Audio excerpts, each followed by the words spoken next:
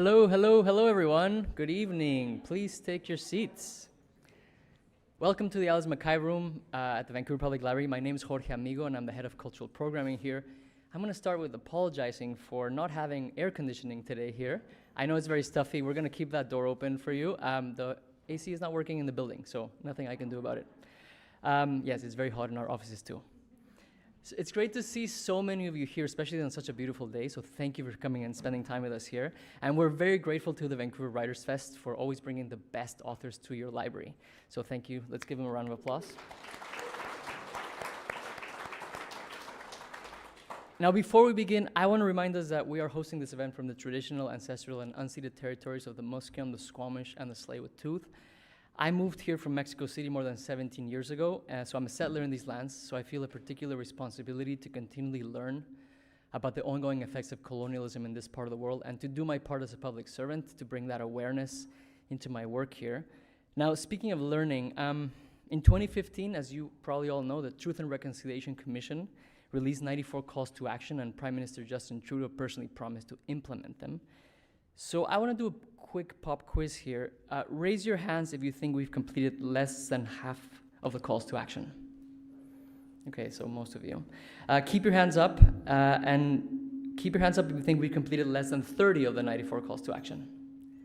Okay, and keep your hands up if you think we've completed less than 20. Okay, so yes, you're correct. After 8 years, we've only completed 13. That's 1/3 of the 94 calls to action. And 0 actions were completed last year. So that is a completion rate of less than 2 calls per action per year. So if Canada continues at this pace, it will take another 58 years to complete all the calls to action, which means that Indigenous peoples will have to wait until 2081 for reconciliation. So I'm sharing all this because next month is National Indigenous History Month, and I want to leave us in this acknowledgement with some sort of concrete action that we can take here, all of us in this room. So the first action that I want to encourage you to do is first read the 94 calls to action. They're very widely available, easy to Google. Read them with a friend, read them with a colleague, dig into them. And then number 2 is to learn why we've only completed 13 and why many First Nations leaders say that Canada is not serious about reconciliation. Look up the Yellowhead Institute.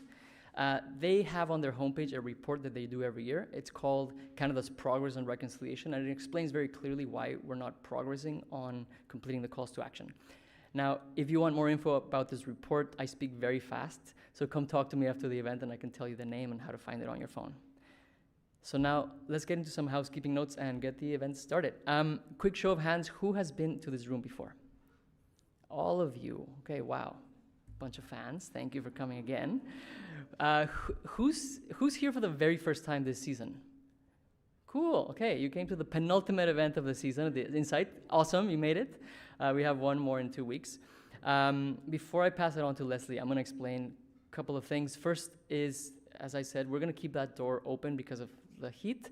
Please use that one to exit. Try not to use this one because it's very noisy for people on the stage. The second thing is washrooms are located right outside this room to the right, so use those. If you need water, there's a water fountain right there. You can fill your water bottles as well. And very important one, cell phones. We all have these things in our pockets that make a lot of noise. So make sure you not only silence it, but you go to your alarms and you turn them off because they tend to bypass the silent functions. So now, it is my pleasure to pass the torch to Leslie Hurtig, who is the Artistic Director of the Vancouver Writers Fest.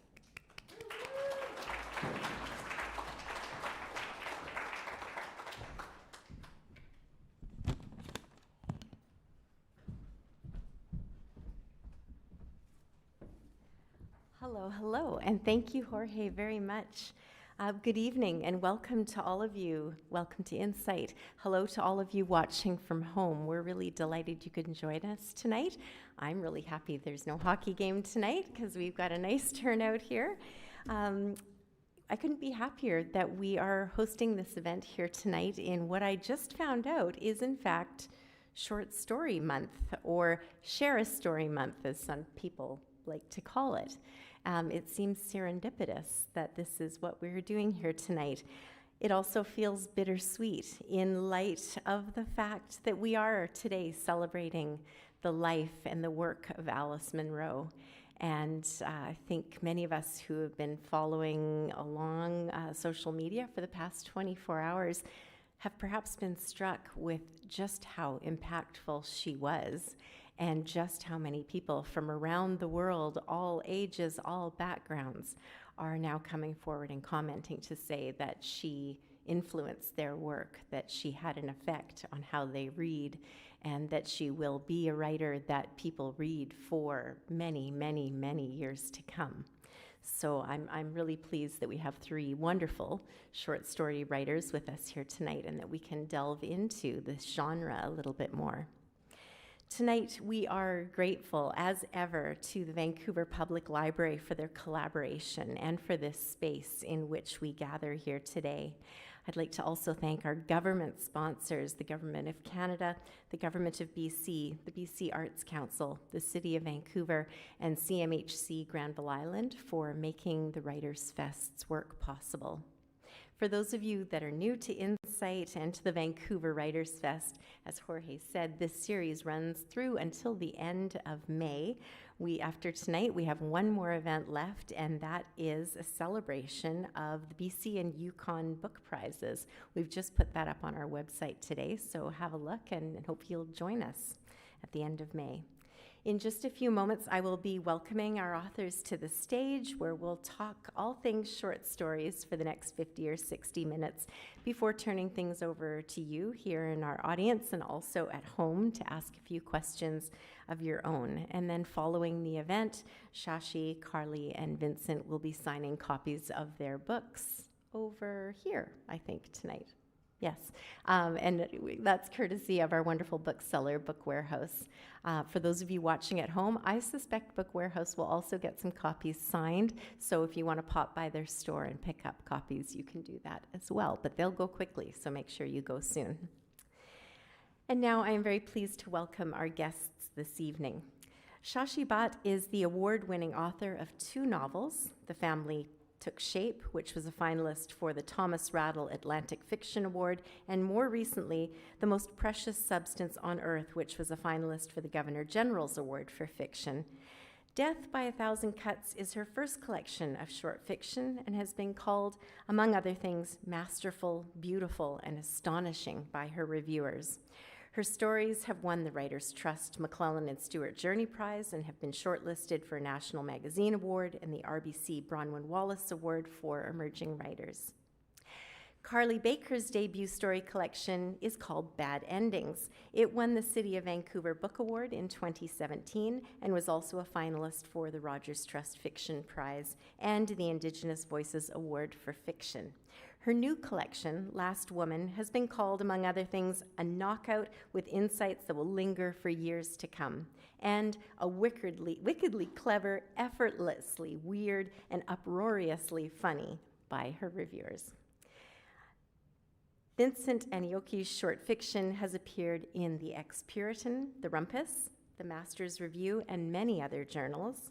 In 2021, he won the Austin Clarke Prize in Literary Excellence and has been shortlisted for multiple contests, including the 2023 RBC Bronwyn Wallace Award for Emerging Writers and the 2021 Commonwealth Short Story Prize. His debut collection, Perfect Little Angels, has been called a searing and unforgettable with striking lyricism and unexpected plot twists. Please welcome Vincent, Shashi, and Carleigh to the stage.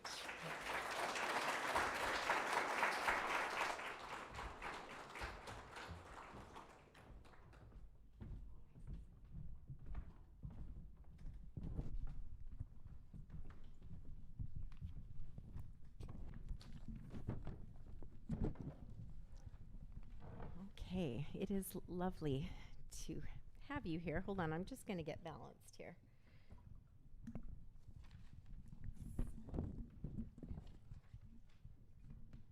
There we go. And water. You want water? Should we pour water? Should we get that over with? Sure. Let's get water over with. It's hot up here. Yeah.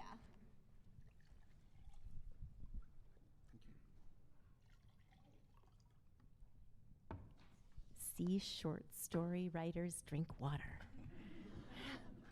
We provide the excitement here, folks.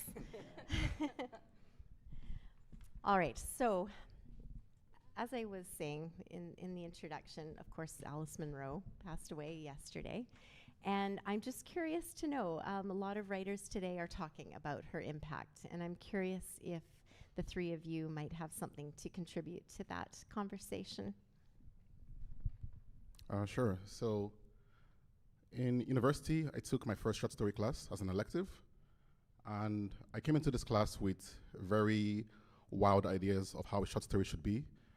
For me, it was all about the plot and the danger and just making the mind of the audience spin. And the first feedback I got from my professor was, these stories have talent, but they feel a little aimless in their target. And I spent that semester really reading my first set of short stories. And Alice Munro, of course, was seminal in those classes. So she played a big part in making me realize the kind of writer I wanted to be and the kind of direction that my stories would take. Thank you.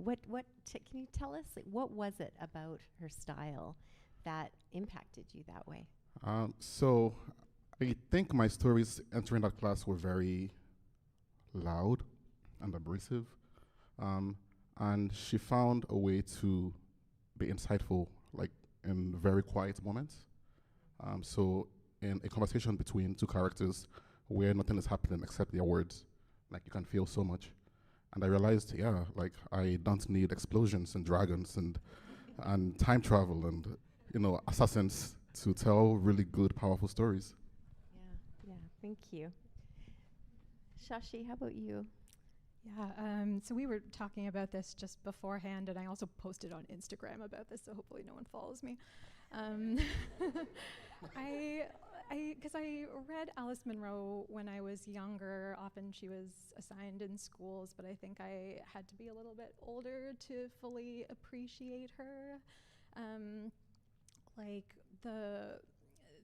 What it meant that she wrote about girls and women and ordinary lives and made that feel important. And now that I'm a short story writer, I think I also better appreciate how much skill and craft and work it takes to make a short story read effortlessly. I have to say, when I was reading Death by a Thousand Cuts, I really got that sense from your work that you're writing almost a contemporary version of what she was doing in Ontario. That's so generous, thank you. Carleigh?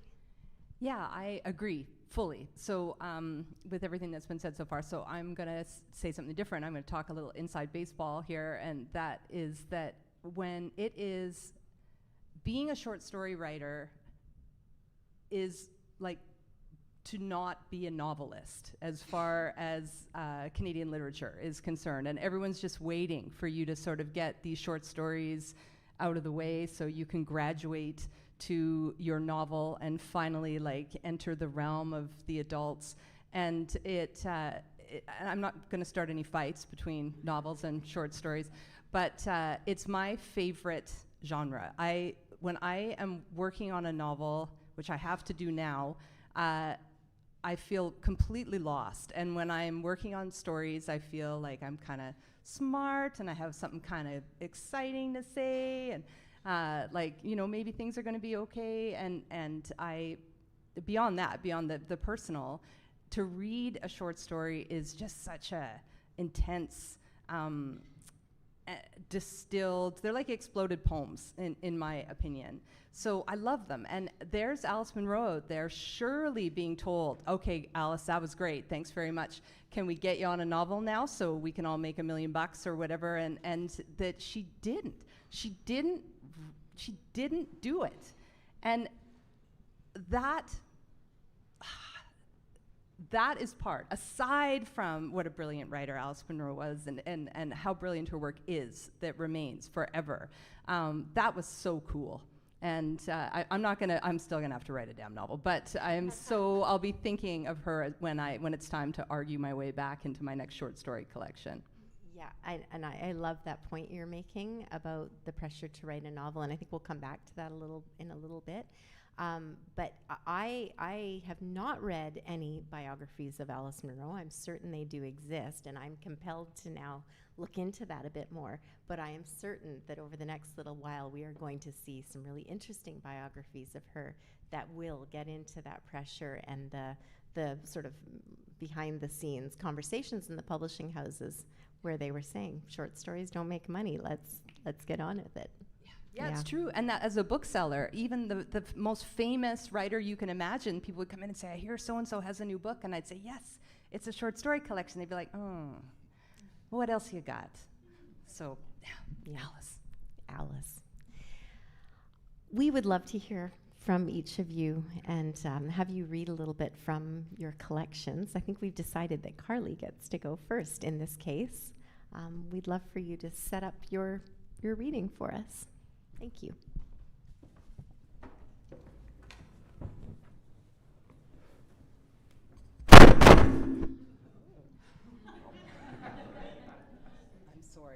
I'm sorry.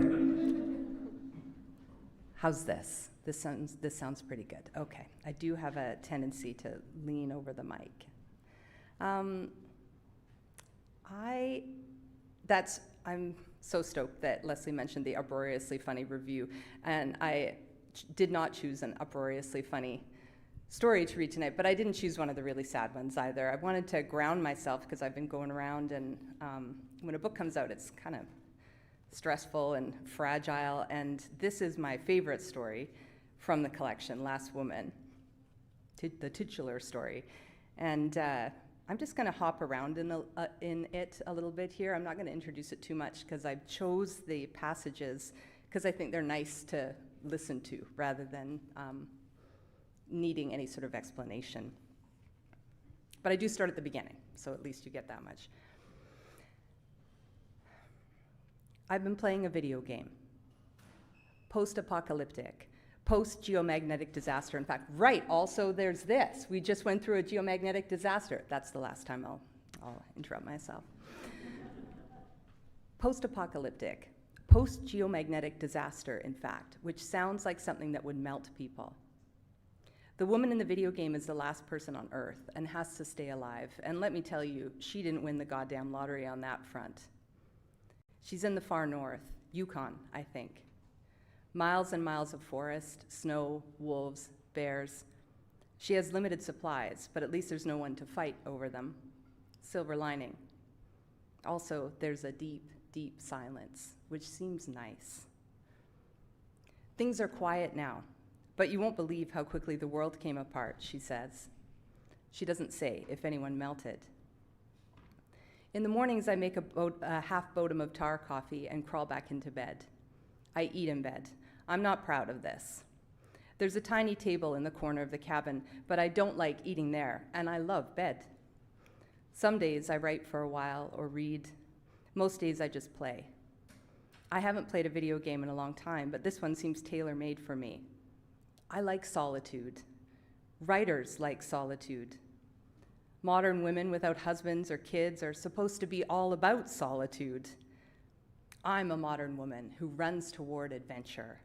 With open arms, I moved to Galiano Island 3 months ago to write and work weekends at the bookstores.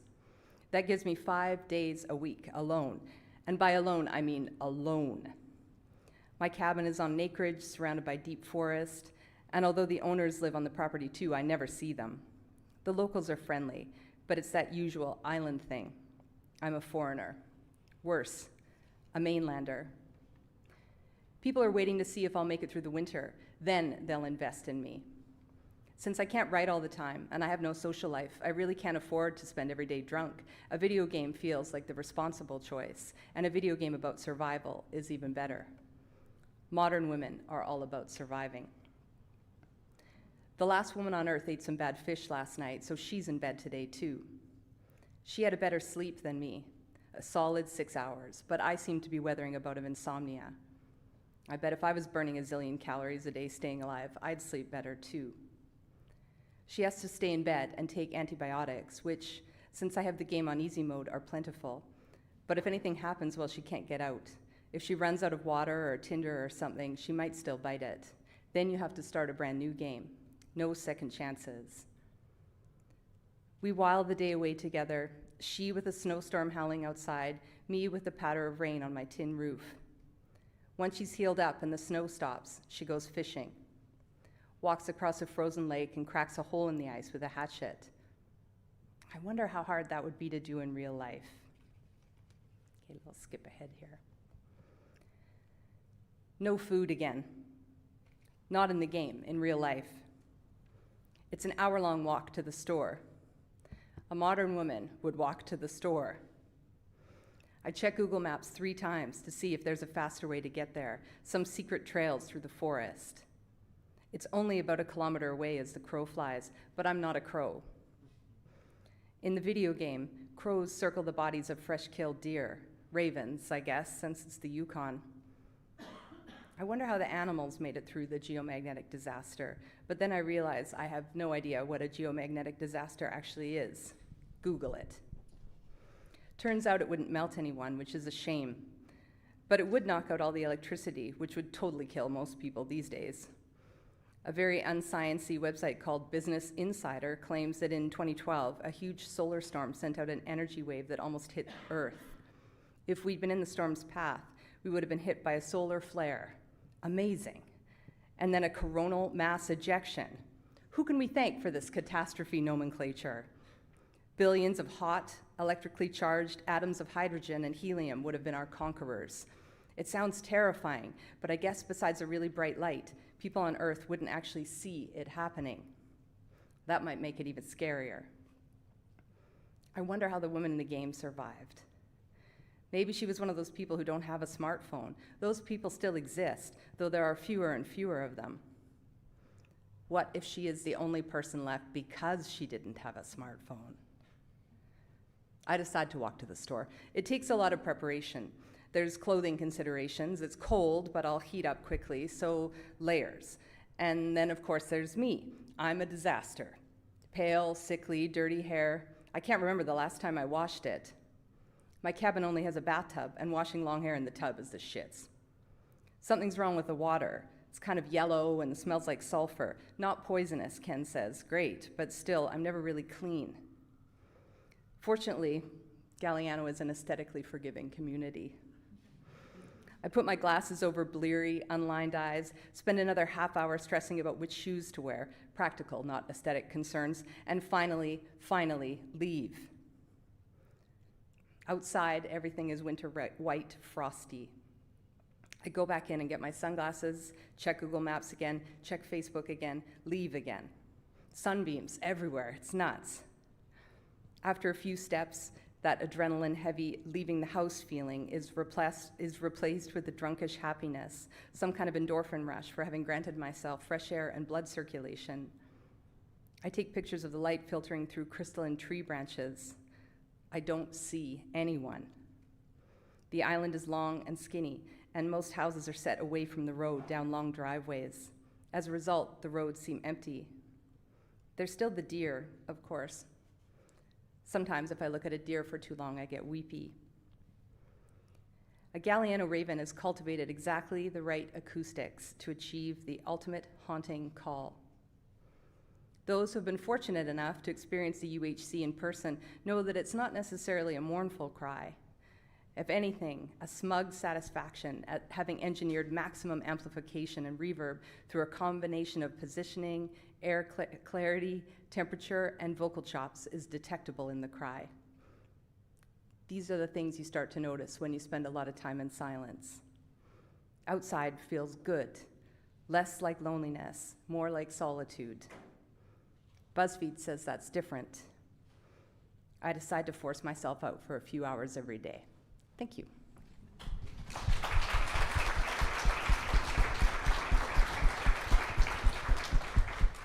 Thank you, Carleigh. That one was one of my favorites. And of course, I think the last one in the book too, is it? Yeah. And of course, the title story as well. It has, of course, a flavor of potential apocalypse, but also there's a calm energy through it. Independence, obviously. I was wondering, with all of these stories, there's tension throughout your characters are feeling tension or going through something that is causing maybe some anxiety. Was this book written through the pandemic? Was the pandemic affecting you as you were writing this? Yeah, good question. Thank you. The Last Woman is actually old, but or a few years old. But when I was putting the book together, I thought, man, that sure rings. And it's actually evergreen for me because I have terrible trouble leaving the house on a good day. It's just a Carleigh thing.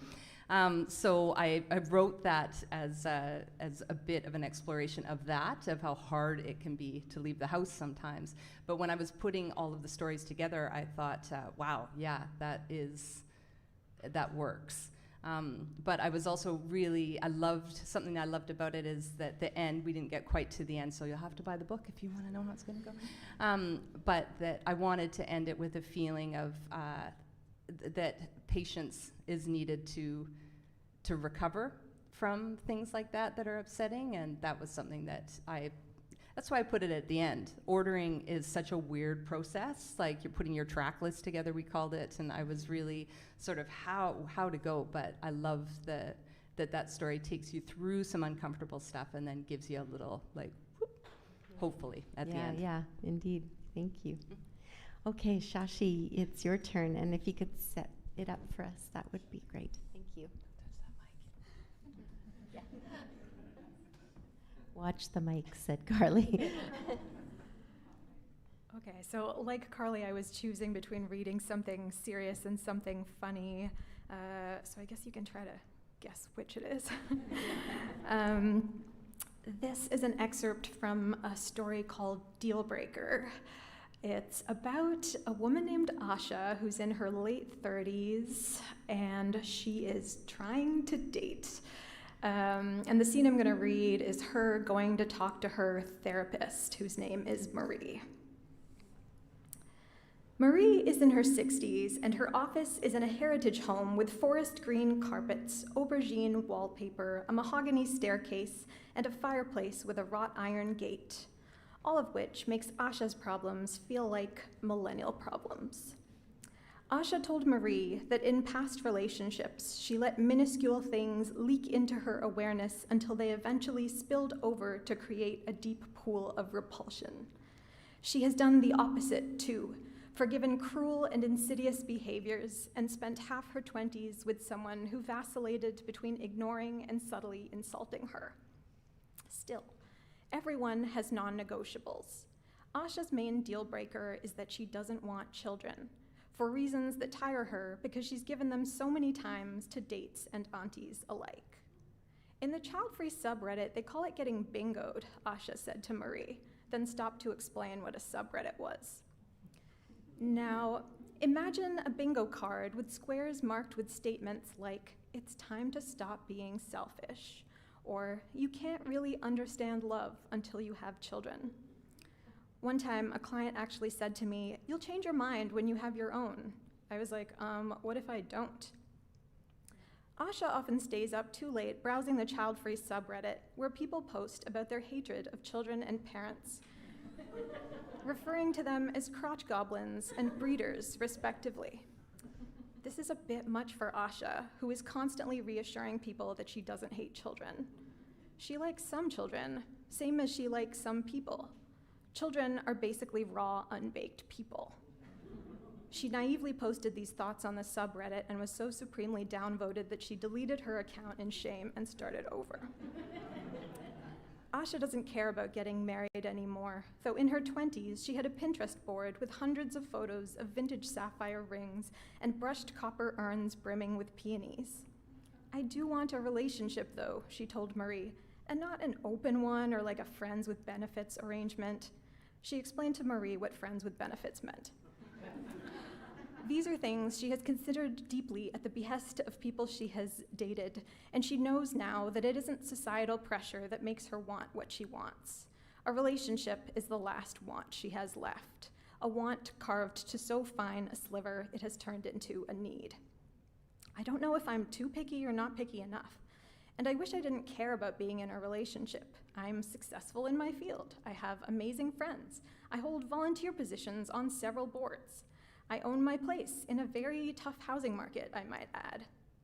What she'd wanted to say is that during the many moments when she forgets the one thing she doesn't have, her life is exquisite.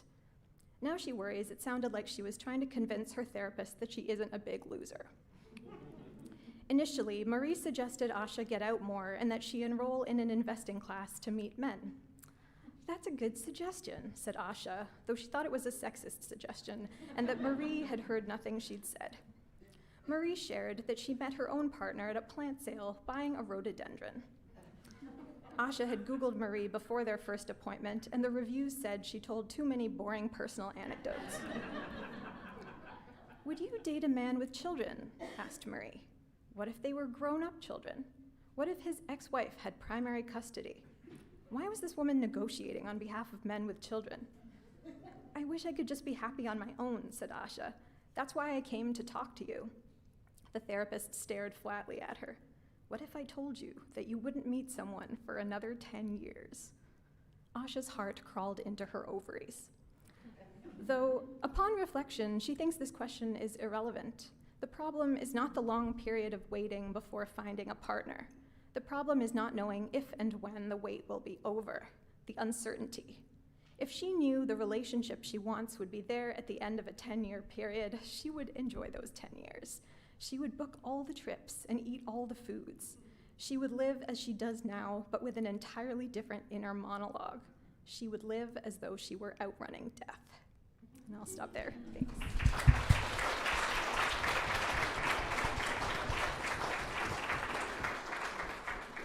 Thank you, Shashi. One of the things that struck me about your book is that they are indeed these stories mostly about contemporary women moving through their contemporary lives. And I wondered if when you were putting this collection together, they were being pulled together almost like a novel where you could see a thread of common stories. When you were editing the sum of what became your short story collection, were you looking at that theme of relationships and women? Yeah, thank you for that question. It initially started out, I had 19 stories in my original manuscript, and we whittled it down to 9. And I was originally aiming more towards the body, and specifically being a woman and having a body, and it moved more and more towards women as I went. And I was a little nervous about including stories about dating, particularly like contemporary app dating. I think because it doesn't feel like the stuff of literary fiction. But I think dating is so fascinating, and for so many reasons. Like, one, on a character level, there's how you initially present yourself versus who you ultimately are revealed to be. There are often expectations and clashing expectations. The stakes can be very high, both emotionally and also sometimes physically. And I think dating begins with yearning. And I think yearning is beautiful, and conveniently it also drives fiction. Mm-hmm. Yeah, exactly, it does. And these stories too. Was it tricky to whittle that down to 9 from 19? The editing process? It was. My editor at one point said we wanted every story to be a knockout, and I was like, yes, that's a good goal to have, and that was helpful. Yeah. Thank you. All right, Vincent, we would love to hear from you. Perfect Little Angels. I'm a bit tall, so I hope this works fine. Can everyone hear me?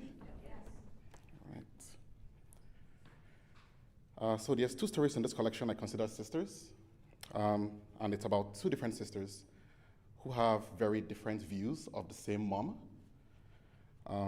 One is idyllic and one is less so. The story is called, Hey, Stop Blaming Your Dead Mother's Fists. There is an unsnoozable alarm clock in your head. Your room has a lopsided bed and no sheets and unscuffed running shoes near the wilted anthuriums. Sushi paradise rolls float in moldy grease. The journal on your nightstand has a shiny golden latch. Its pages are scrawled with I wills that never wear. You will swim twice weekly. You will call Adanma. You will run your skin underwater. You will find your front door. You will breathe. If you pull open the curtains, there's a gold ball in the sky. Baby steps take you there. Sweep used condoms and loop-stained wires of tissue into a bag. The bottles too. Dial Adama's number. Wait for voicemail and hang up when she answers. Call again. Apologize for being a bad sister. Hear her soul rekindle. Ask after her husband. After Auntie Kiri too. Hear her corny jokes about the Holy Ghost. Laugh like you mean it. Find a sidewalk. Inhale. Yes, there's a multi-sort of rot coming from the construction near the lake. But do you feel how the wind makes you more? Your friends are a relic of the past. There's a room full of them in your head. They're passing around croissants and wine and trading stories about you. No one is perfect, they say, but there's a tolerable kind of badness. They describe oceans of time between texts, your empty chair at a small cottage wedding, missing necklaces after the night you slept over, a blackened pipe in the trash the morning after you left, without a word too. Nothing until you're resurfacing with a sorry, sorry, sorry, but also an I need, just until payday. You are still rambling when they slam the door. If you squint through the fog, you'll find that door again. Baby steps take you there. Knock, even if the hardwood does not budge. Spend a portion of your new grocery store paycheck on a piece of topaz. Mail it with a handwritten apology. I know it doesn't begin to replace. Give them space. Fill this void with the breath of you. Cross a line off your journal list. Take a pottery class in some woman's home studio. Turn over the matcha mug fashioned from clay. Wrinkled, but yours. Oh, sorry about that. Say thank you when the woman next to you says, good job. Accept an invite for drinks, first at the pub uptown, then at her apartment. Marvel at the alchemy of strangers to friends. Rise. Don't despair at the detritus creeping back around your bed. Perhaps it never really leaves. Keep walking. Chase the ice cream truck. Let yourself giggle. Knock. Watch the hardwood budge. Hand her a bottle of Pinot. From now on, you only add. Talk about old crushes, scraped knees from childhood bike rides, her fear of failure, your fear of raised hands. Gasp when shadows start to form. Is it 7 already? Let the melody of new friends loop in your head for weeks. Feel it stutter to static the day you come home to a piece of mail. Shards of shattered topaz in the envelope. Your apology scrawled over with a sharpied, fuck you. This is your doing. 7 years reduced to 2 words. This is you, the annihilator, the great destroyer, unless there's the filth in your room, which only ever grows. Look around. Isn't all the garbage back? If you peek down, down, down, you'll find a pit without end. Baby steps take you there. Start with the returned mail. Feel how smoothly the creased paper rolls into a cylinder. Stuff it tight and green. Watch clouds of marijuana float against the ceiling. Ignore emails from work. Ignore her text about missing you in pottery class, about maybe meeting up for a soccer game, about are you okay? Pick up her call a month later. Ask what the fuck is wrong with her. Tell her you ain't a fucking lesbian. Exhale when she hangs up. Good. You won't hear from her again, except up there, in the dark with all the others. Her voice slurring between gulps of wine. Silence her. No, not with the TV. Not the clatter-clank of early morning tractors. Yes, the old alleyway, with its pre-painted walls, its caulking cats, its hooded man limping your way, a bag of white powder tucked in his fist. Beneath your itchy blanket cocoon, inhale. Don't stop till it turns your stomach. When the puke backs up your throat, miss the toilet bowl, Splash it all over the tile. Rub your face in its slime. It's where you belong. You've heard this before, your mother's words in that sweltering basement. Drift away now, cold, sweating. Focus on things without faces, without voices, like the moon, a prism against the window, like the constellation of shadows. Concentrate harder. Feel. Let her voice slither in. The I will that was. The sincerity of good job offered so freely that you felt whole and capable, infinite, like you could believe in you. Let the thought of this newest loss thump your heart into overdrive. Dial her number. Dial again when she doesn't answer. The third time, at the voicemail's beep, leave your message. Your brain is scrambled. Your words are soup. Sound them out. Baby steps take you there. Blame work stress. Blame your hateful friends. Blame your mother's fists. Blame little green aliens from fucking Andromeda. Blame anyone but yourself.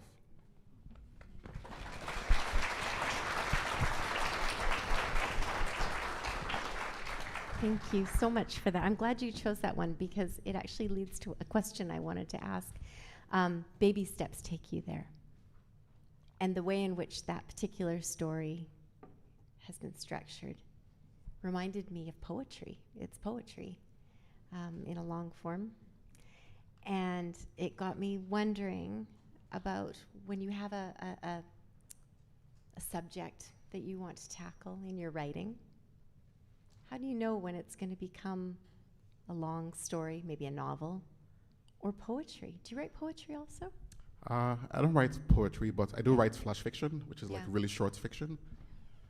And it's honestly really hard sometimes to know when a story is going to become a long story versus something very small.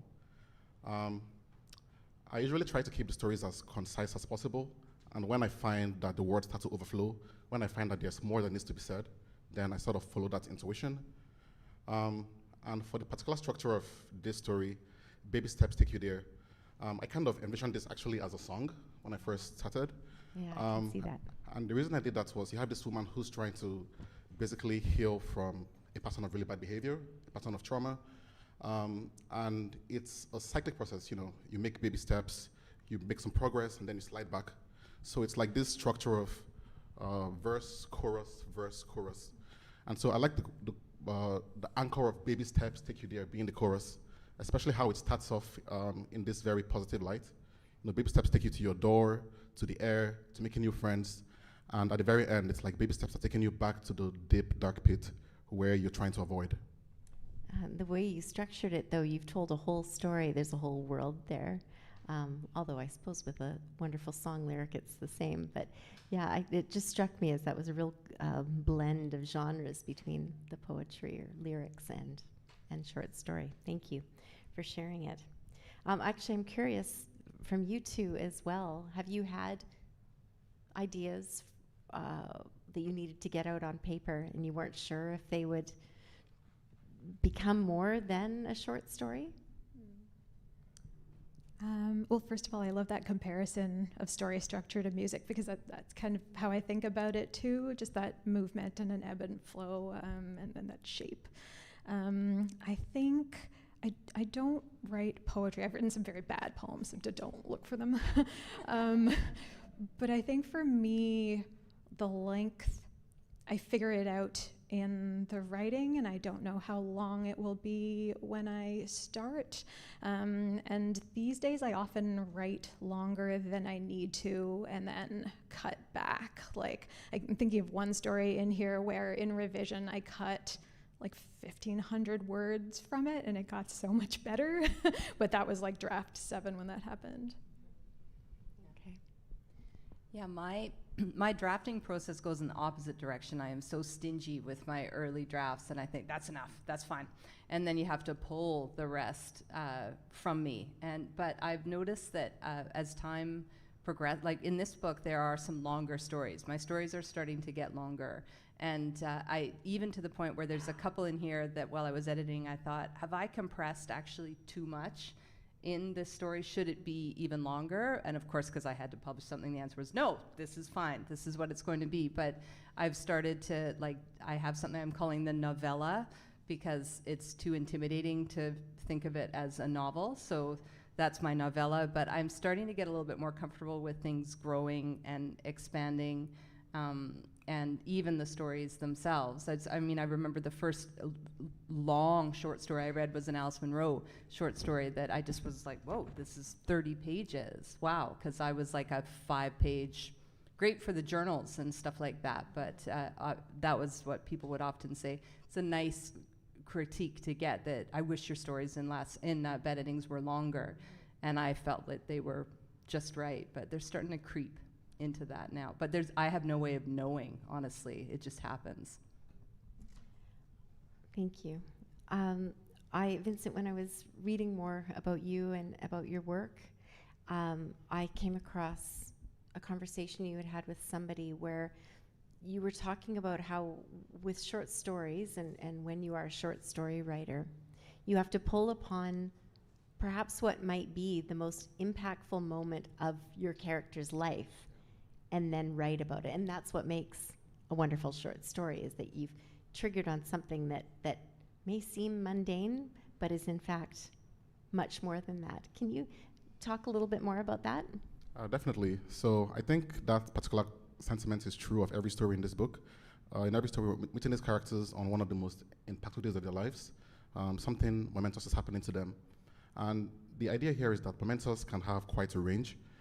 In some stories, they're dealing with some heavy trauma. But in some other stories, it's as simple as, I'm new to this country and I want to make a friend. There's this person who cuts my hair.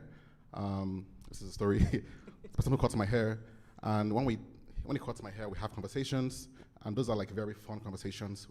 It feels like talking to a friend, not to a barber, not to someone that you're paying money for. And so the whole story's conflict is this boy trying to gather the courage to ask this barber, hey, can we be friends? And for him, that's a huge day. So I like the fact that impact doesn't look one particular way. The things that matter to you can, in retrospect, feel very mundane.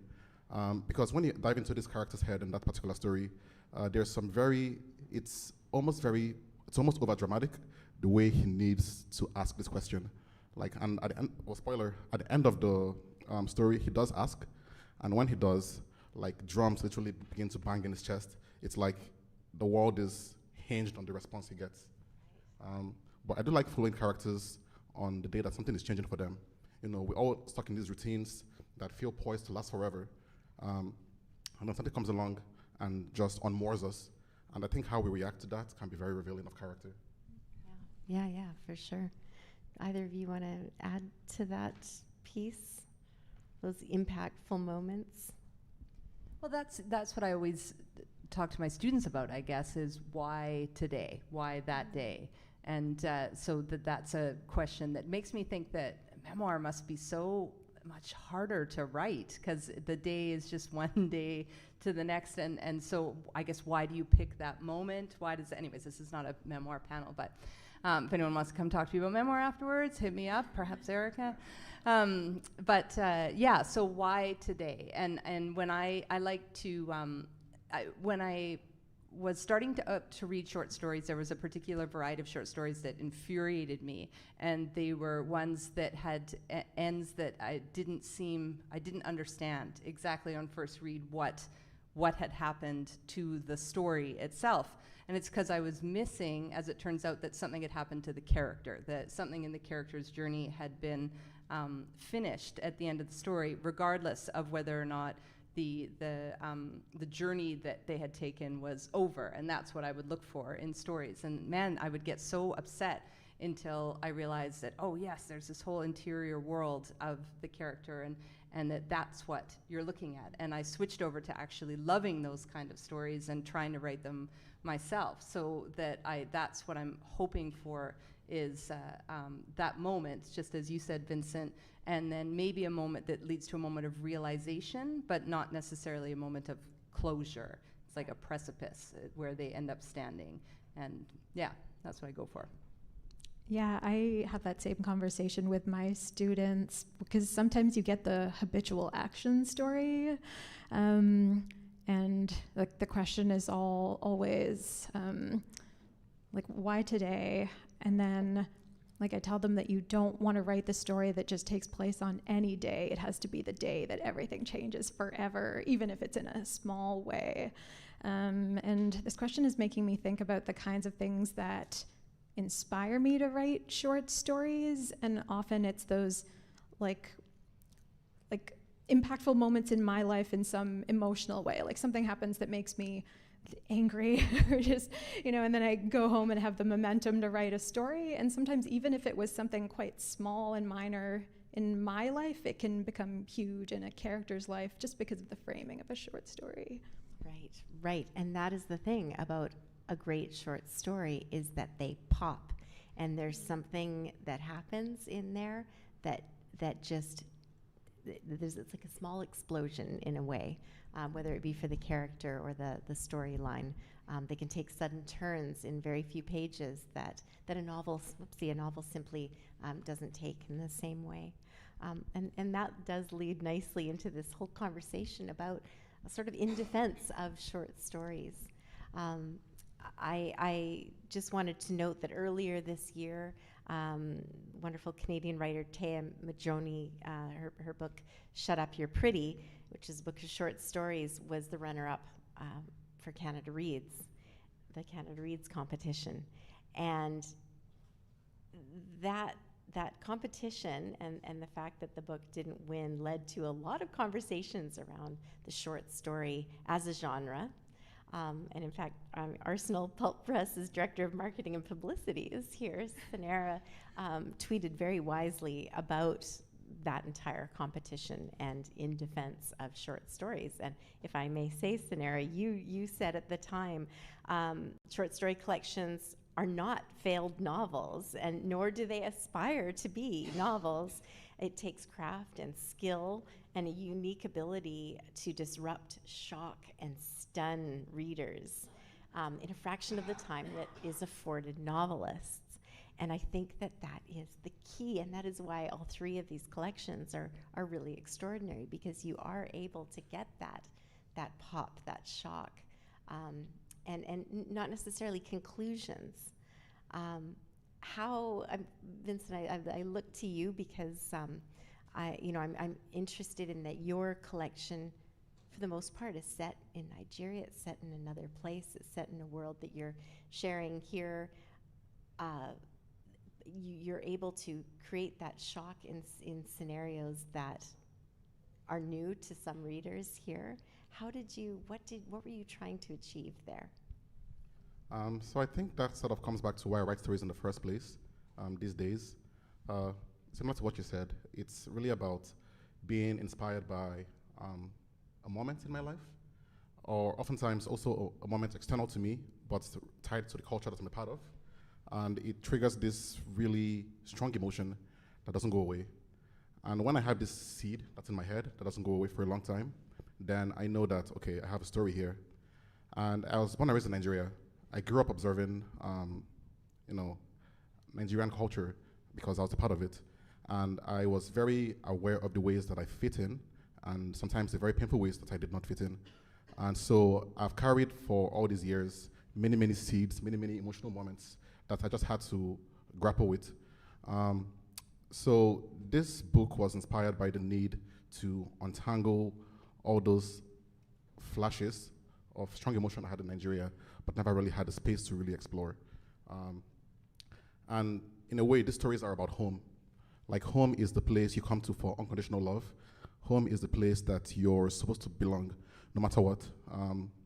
And when you feel like you don't, when you're grappling for a new home because the first one doesn't quite fit in, it can be quite painful, but there's also potential for exhilaration and freedom.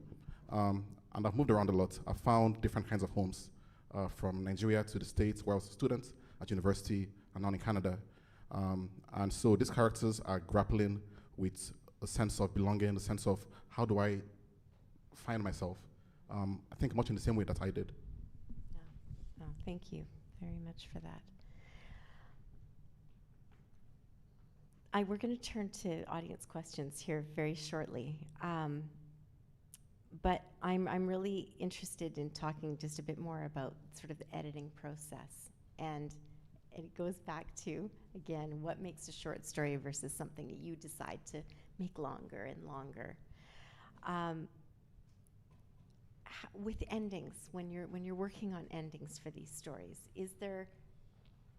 are you compelled to try to tie things up in a neat little bow, or do you feel free to let those messy stories sometimes just fade away? I generally tend to avoid clean endings. I think it's also the nature of what these characters are dealing with. They're dealing with some really heavy things, and those things don't resolve themselves in a matter of a day or a week or a month.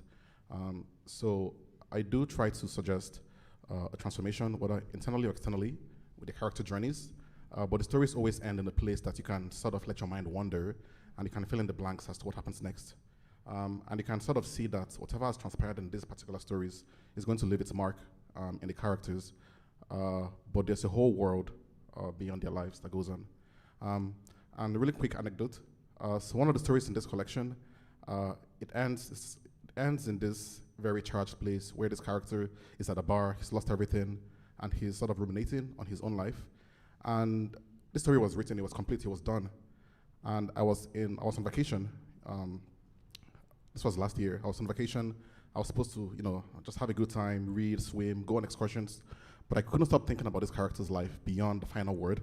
And so I spent that whole week writing a brand new story that took place decades later, that sort of followed the impact of that moment. So I think that speaks to how open the endings can be, that they can lend themselves to brand new stories if you choose to. Mm-hmm. Yeah. Yeah, for me, short stories are all about impact, and I've never found anything that has the same emotional power as a short story, and I think it is because of the ending. Like, one of the things I talk about in my fiction classes is how the narrative arc of a novel, it feels like long and full, like it's like this, and you get that resolution. Whereas often in a short story, you have that compressed narrative arc, but it's also, I think, often truncated, like it ends here instead of down here. And it just creates that opportunity for a feeling of irresolution, like the lump in the throat ending or the gut punch ending. And for me, I think that's why I keep returning to short stories. I was talking to someone earlier today about how short story writers often seem to describe short stories in violent terms.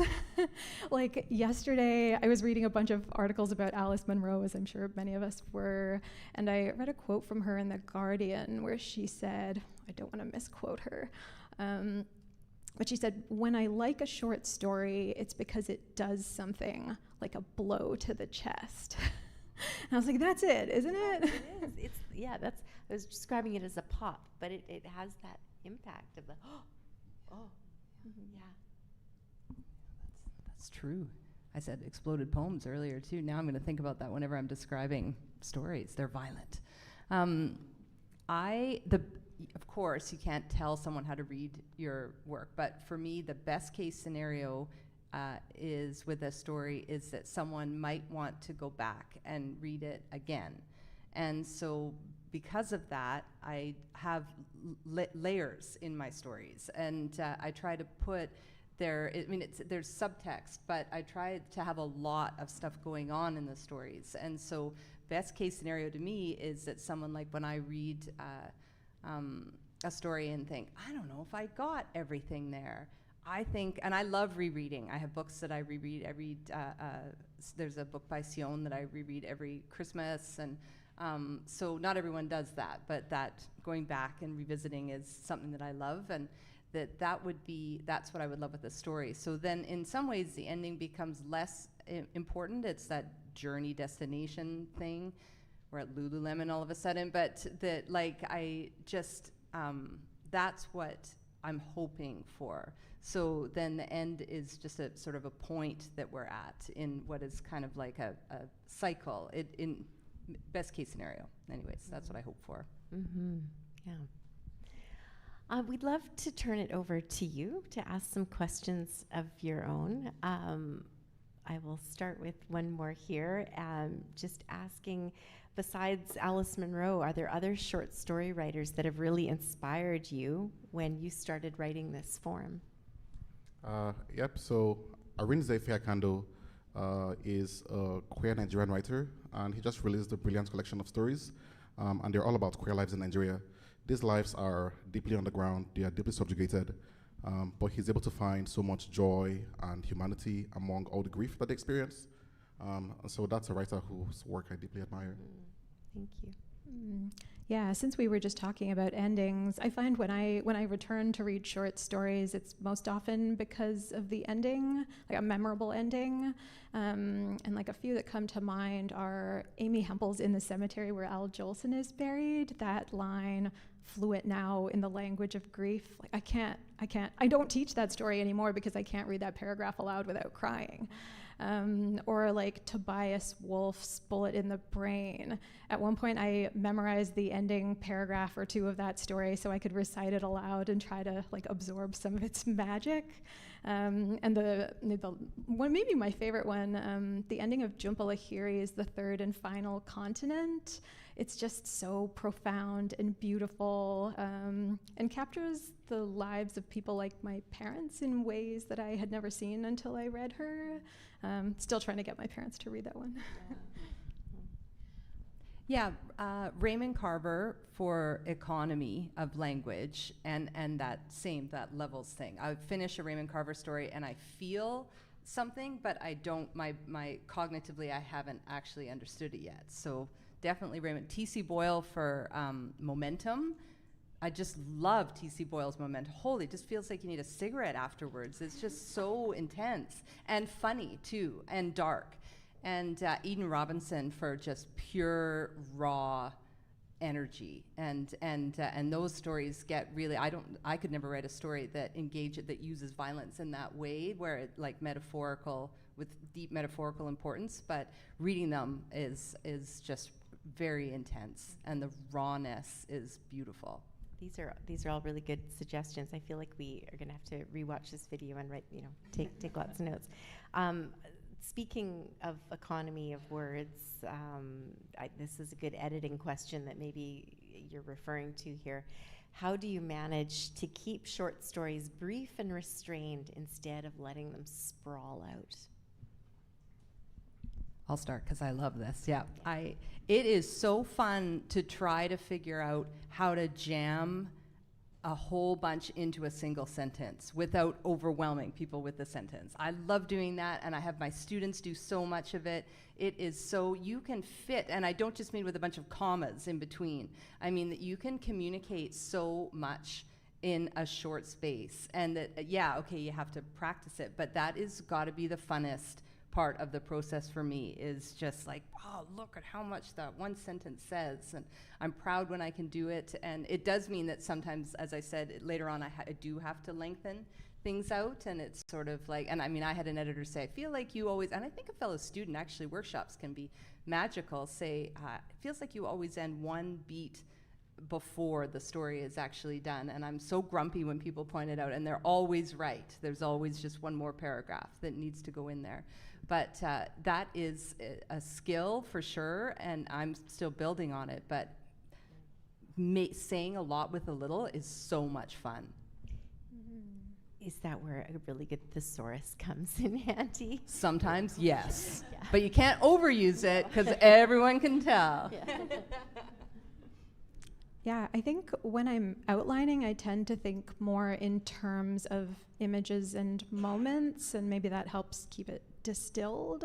I also, like maybe 15 years ago, I took this continuing ed course in flash fiction, and the whole course was built around this exercise where the first week you write like a 2,500 word story, the next week you cut it in half, and then by the end we were at like 10 word stories, and that was such a useful exercise for me, because the story changes, and like it becomes different each time you do that.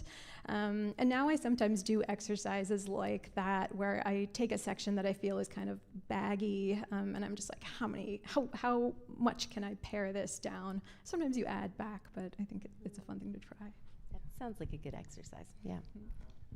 So short stories, I love them because they let you play with form, and the form you choose can actually help dictate the economy of the story. So I have two examples in mind. The first one is from Jessica Westhead.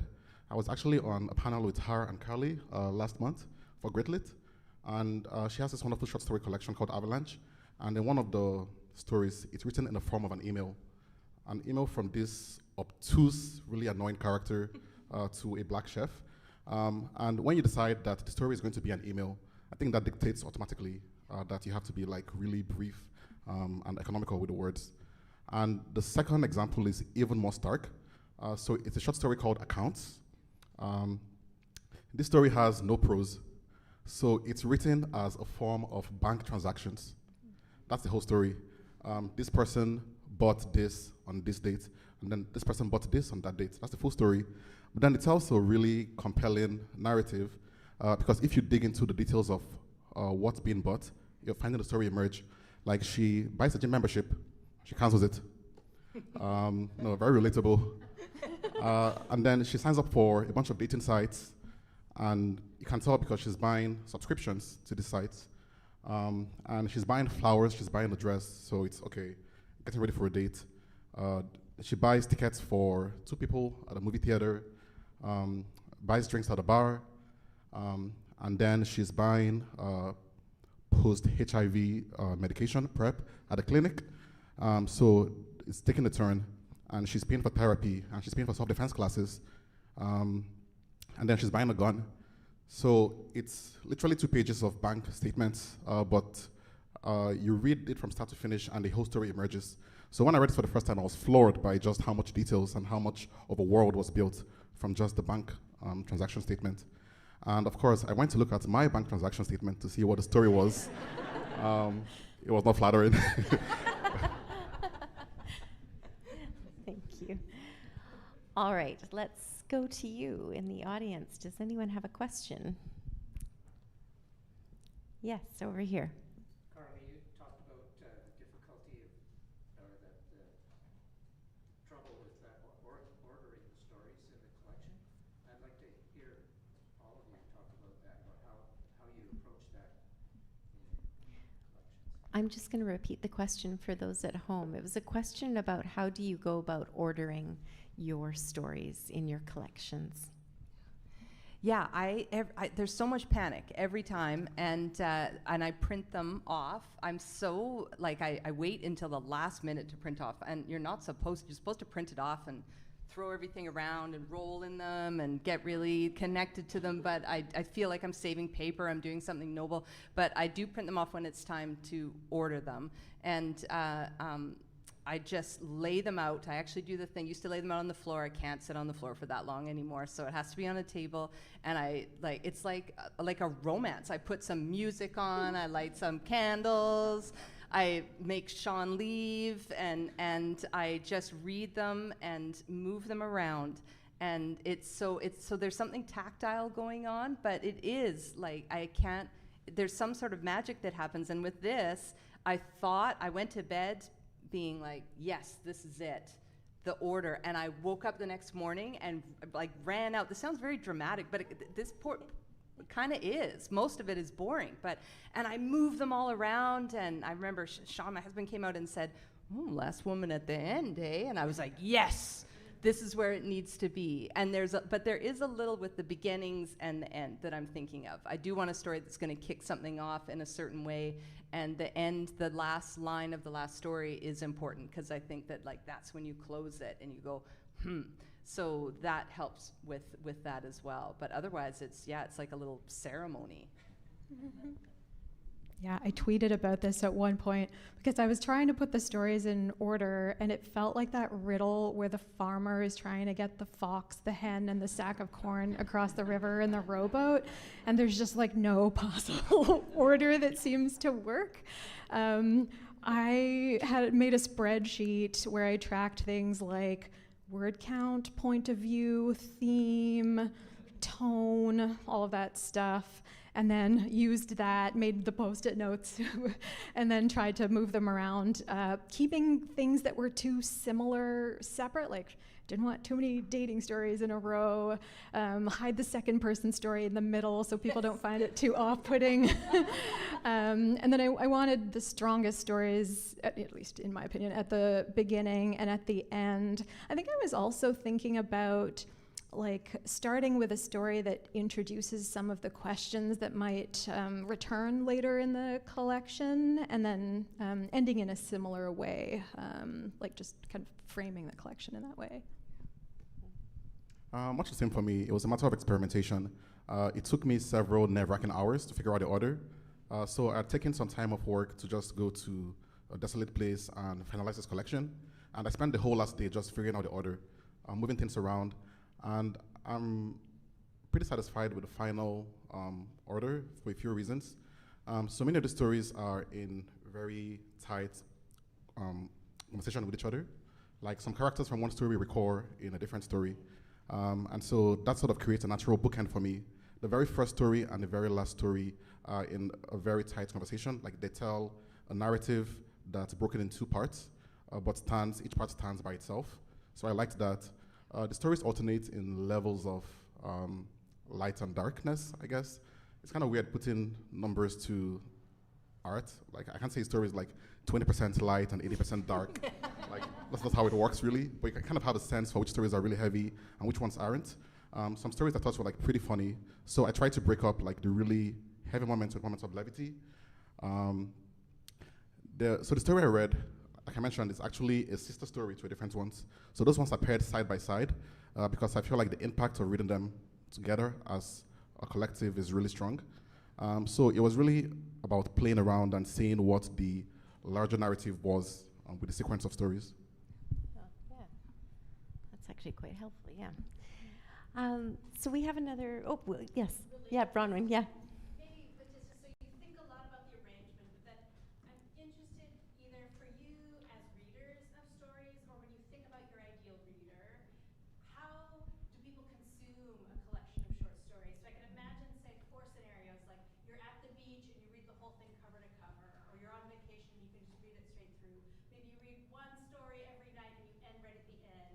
Maybe you're like on the bus and you read the end of one story and the first 2 pages of the next one, or maybe even more chaotically, you like flip around and read the story that grabs you when it grabs you.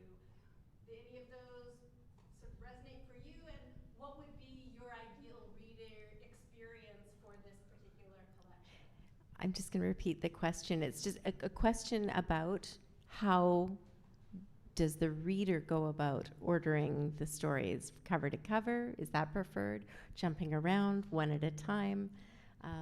What would be your preference for your readers when tackling your work? Sure, I'll start. So I'll say, in my mind, once the story is written, once it's in the book, and once it's out in the world, I pretty much relinquish control. So you can do whatever the hell you want. Front to back. I mean, if you're reading stories in random sequence, I'm kind of concerned, but that's still valid. Like, I think these stories, each one does stand on its own, so I think whichever strategy you find most appealing, like you're going to get something out of it. So I have no prescriptions for the reader in that regard. Yeah, I like that answer better than the answer I was going to give. I do worry that, like, what if people don't get to the end, and what if my best stories are at the end? But when I read story collections, I think I do read them in order. Not so with literary magazines. With literary magazines, I kind of flip around and look for the one I want to read. Yeah, I think I'm a little bit like Vincent in that I let it go, but I'm probably hoping that it's going to be read from start to finish, but I certainly don't do that. I'm all over the place, and I think about juries too. When I'm sitting on a jury, I will often read the first story and the last story and then go in and shoot, and then worry that maybe that wasn't the author's intention and I should probably honor the work and go through and read it all the way through, but that is, I will sort of jump around. But I also feel that it sort of reminds me of, like, if I can't think of a famous example, but I made a short film years ago, and we were trying to find some music to put over top of it, and we listened to a whole bunch of different music, and every time we did, we were like, oh, that lines up perfectly with that moment, and then we'd put something else on and be like, oh, that's perfect, this lines up perfectly. So that I feel that sometimes if someone, again, best case scenario, is really into what you've written, that they, regardless of how they read it, they might see these connections and make these connections. So that would be amazing. And then in that case, the order doesn't matter.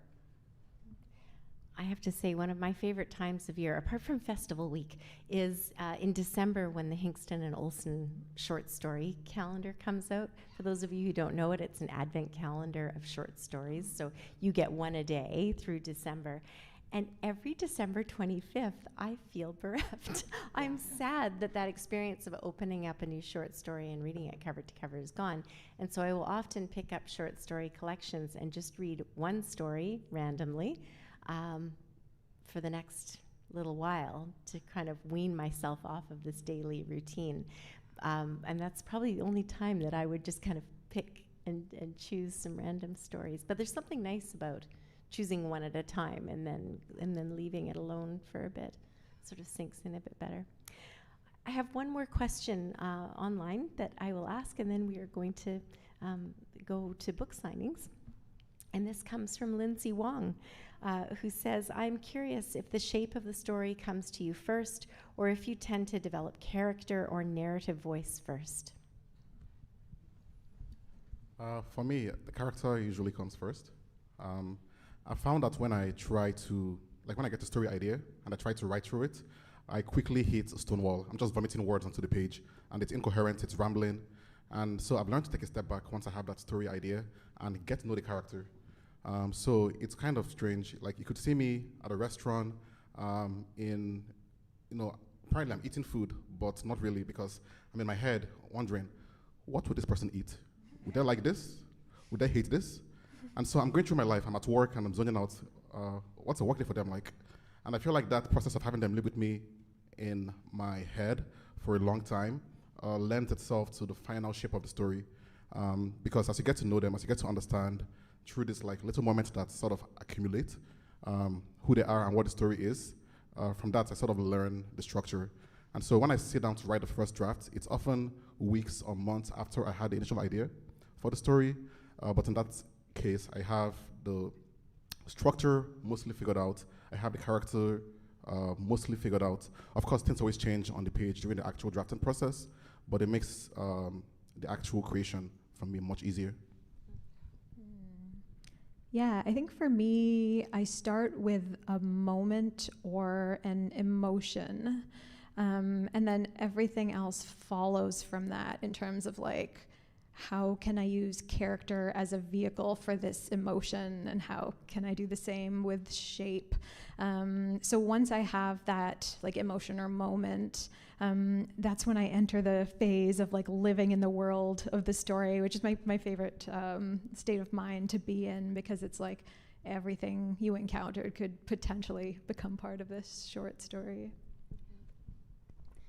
Yeah, I think with my first book, it was very similar to what you said, Shashi, about it was an emotion or a moment, and normally it's something where I was confused. I thought, what the heck happened there? And so I wanted to write it out in a story. And something a little different happened with Last Woman is that I actually started a lot of these stories from place, which I don't think Lindsay mentioned, and some of that came from having been in some cool places. I was in Dawson City for a residency. And there was I was walking home one night, and it was just dark. There were just these pools of light in the snow, and it was -40. And I was like, this is so cool. This is such a cool place. And the houses make these weird cracks. And I thought, this has got to be in a story. And then I had to really wrestle around. I mean, it's like you're collaging sometimes, too, because then maybe if you're really into it, then you see something on the TV or someone tells you a story, and you're like, yes, I'll shove that into this, and then you got to finesse it a bit. But I think maybe too, because of the period of the lockdown period of the pandemic's still going on, but that we were at home so much that I really watched a lot of YouTube videos, not the classiest way to do research. I know about places, and I became really obsessed with dead malls and people that did urban exploration in dead spaces. And the same thing happened. I thought, yes, I need to set a story there. So I don't know what's going to be next, but it was place and outdoors, outside, that was a big part of this. Really quick addendum. So you have this really fascinating set of stories in the book about billionaires in space. And I was wondering, like, where that came from. Thank you for saying that they were fascinating. It seems like the jury is out as far as the critics are concerned. But that was, with Billionaires in Space, I can tell the two together. I don't have to contextualize. The context will come from the story. I was out walking outside one morning and thinking about the billionaires who had been in space, there had been 3 at that point, and I thought, what a boring bunch of stories, let's say. And what would be different if the billionaires were women?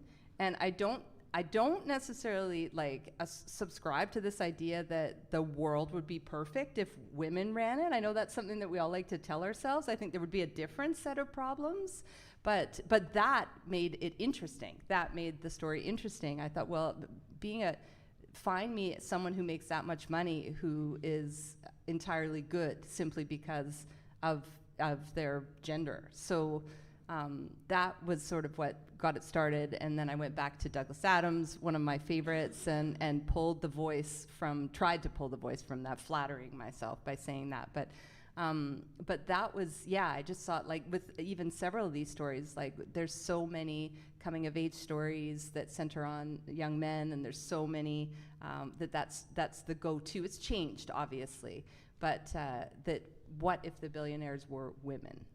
And then from there, I just completely, those are instinct stories. I'm still not sure what they mean, some of them. Yeah. So when it came to ordering, it was just shove them in there, hope for the best. They're among my favorite ones.